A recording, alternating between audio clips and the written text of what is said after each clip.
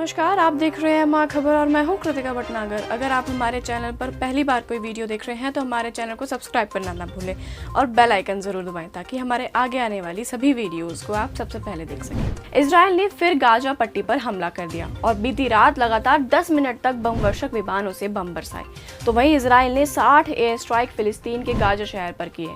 हम आपको बता दें कि इजराइल और फिलिस्तीन के बीच 8 दिनों से संघर्ष जारी है और इजराइल का आरोप है कि हमास ने पिछले एक सप्ताह में 3100 रॉकेट दागे हैं। युद्ध में हमास ने भी इजराइल को काफी नुकसान पहुंचाया है। इजराइल के कई शहरों में लोगों की पिछली कई रातें धमाकों के शोर में बीती। गाजा शहर से हमास रॉकेट हमला करता है तो इजराइल अपने एयर डिफेंस सिस्टम से उन रॉकेट को आसमान में ही खत्म कर देता है। हमास के कुछ रॉकेट इजराइल को भी नुकसान पहुंचा रहे हैं। इजराइल के अलग अलग इलाकों में हमास के हमले से नुकसान भी दिख रहा है। एक तरफ इजराइल अपनी रक्षा में गाजा शहर पर प्रहार कर रहा है तो दूसरी तरफ इजराइल के अंदर ही फिलिस्तीन के लोग इजराइल की सेना के खिलाफ प्रदर्शन कर रहे हैं। और तो और वेस्ट बैंक में फिलिस्तीन समर्थक इजराइल के खिलाफ नारेबाजी भी की जा रही है। हालात ये है कि इजराइल में रहने वाले फिलिस्तीनी समर्थकों ने कई शहरों में दंगे फैला दिए हैं और सेना से उनकी झड़पें भी हो रही हैं। विद्रोही आगजनी कर रहे हैं तो सुरक्षा बलों पर पत्थरबाजी भी।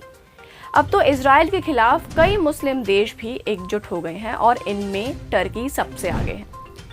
हम आपको बता दें कि बीते दिन टर्की के राष्ट्रपति एर्दोगान ने इजराइल को धमकी दी है। उन्होंने कहा कि सीरियाई सीमा के पास जिस तरह दहशतगर्दों का रास्ता रोका उसी तरह मस्जिद अक्सा की ओर बढ़ते हुए हाथों को भी तोड़ दिया जाएगा। इजराइल ने दावा किया कि लेबनान और सीरिया भी इजराइल के इलाके में रॉकेट दाग चुके हैं। इजराइल के हमले को लेकर मुस्लिम देशों ने संगठन OIC की बड़ी बैठक होने जा रही है। इस बैठक में OIC के 55 देशों के प्रतिनिधि शामिल होंगे और इजराइल के खिलाफ रणनीति का ऐलान किया जाएगा। इन सब के बावजूद मुस्लिम देशों के अलावा दुनिया के कई देशों में भी इजराइल के खिलाफ प्रदर्शन किए जा रहे हैं। स्पेन की सड़कों पर लोगों ने फिलिस्तीन के समर्थक में प्रदर्शन किया तो कनाडा और फ्रांस में भी मुस्लिम धर्म के लोगों ने इजराइल के खिलाफ रैलियां निकाली। इजराइल के खिलाफ 55 देश भले ही इकट्ठा हो गए हों लेकिन इजराइल ने साफ कह दिया है कि वो आतंकवादियों के खिलाफ हमला जरूरत पड़ने तक जारी रखेगा।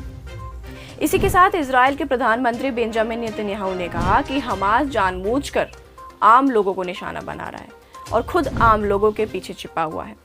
हम अपने लोगों को बचाने के लिए हर कोशिश कर रहे हैं। आम लोगों को नुकसान पहुंचाए बिना सीधे आतंकवादियों को निशाना बना रहे हैं। इजराइल और फिलिस्तीन के बीच जारी संघर्ष में भारत की तरफ से यूनाइटेड नेशंस में बयान जारी किया गया है कि भारत ने हमास की तरफ से रॉकेट फायरिंग का विरोध किया तो वहीं फिलिस्तीन का समर्थन भी किया। भारत की तरफ से वही स्थिति साफ की गई जिस पर साल 2017 में वो कायम था। हम आपको बता दें कि इजराइल भारत का सबसे भरोसेमंद साथी है और आज रक्षा क्षेत्र में उसका योगदान सबसे बड़ा है। साल 1999 में जब कारगिल की जंग हुई तो इजराइल पाकिस्तान के खिलाफ भारत की मदद के लिए आगे आया था। दरअसल कारगिल की जंग को इस वर्ष 22 साल पूरे हो जाएंगे। साल 1999 की गर्मियों में जिस समय संघर्ष की शुरुआत हुई तो उस समय भारत के पास न तो मोर्टार थे न कुछ और।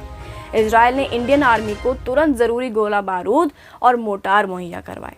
इजराइल पर लगातार अमेरिका और दूसरे देशों की तरफ से दबाव भी डाला जा रहा था लेकिन इन सब के बावजूद इजराइल ने उस समय किसी की परवाह न करते हुए भी भारतीय सेना को तुरंत मदद मुहैया कराई।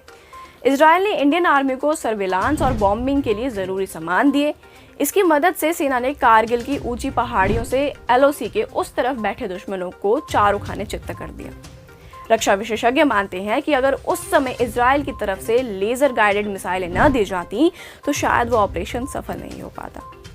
एयरफोर्स के फाइटर जेट्स ने इन्हीं लेजर गाइडेड बमों को पाकिस्तानी आतंकवादियों पर गिराया था और अपने ड्रोन के लिए मशहूर इजराइल ने हेरॉन और सर्चर ड्रोन मुहैया कराया और इसकी वजह से सेना को पाकिस्तान के आतंकवादियों का पता लगाने में मदद मिली। वर्ष 1992 में भारत और इजराइल के बीच संबंध नए सिरे से परिभाषित हुए थे। भारत ने उस समय तेल अवीव में दूतावास खोलकर इजराइल को मान्यता दी थी और साल 2017 में दोनों देशों के संबंधों को 25 साल पूरे हो गए हैं। कारगिल की जंग के बाद भारत ने अपने विदेश नीति को बदला और इजराइल को अहमियत देनी शुरू की। यहाँ से भारत और इजराइल करीब आना भी शुरू हो गए थे। तो ये थी हमारी आज की वीडियो। उम्मीद करते हैं आपको पसंद आई होगी। तो इसे लाइक करें, कमेंट करें, शेयर करें और बने रहिए महाखबर के साथ।